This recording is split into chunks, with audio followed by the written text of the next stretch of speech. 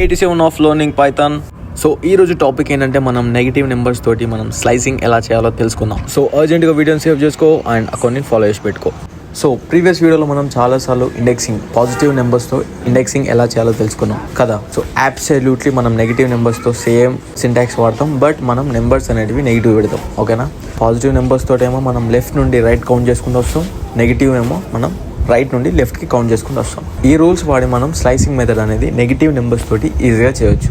And for example మీరు ఇక్కడ కోడ్లో చూస్తే మనకి ఐటమ్ అనే వేరియబుల్ క్రియేట్ చేసిండు, దాంట్లో ఒక లిస్ట్ పెట్టిండు. ఆ లిస్ట్లో మనకి 4 ఎలిమెంట్స్ ఉన్నాయి. సో ఆ 4 ఎలిమెంట్స్లో మనం 2, 3 అనే ఎలిమెంట్స్ మనం తెచ్చుకోవాలా. అప్పుడు మనం ఇండెక్సింగ్లో మనం ఏ నెంబర్స్ వాడాలా, ఆబ్వియస్లీ మనం ఫస్ట్ నుంచి స్టార్ట్ చేసి మనకు 2 వరకు ఎలిమెంట్స్ కావాలా. సో మనం ఎప్పుడైనా నెగిటివ్ పెట్టేటప్పుడు రైట్ నుండి లెఫ్ట్కి కౌంట్ చేసుకుని రావాలా. సో ఫస్ట్ -1లో ఏముంది, 4 అనే నెంబర్ ఉంది. -2లో 3 అనే నెంబర్ ఉంది.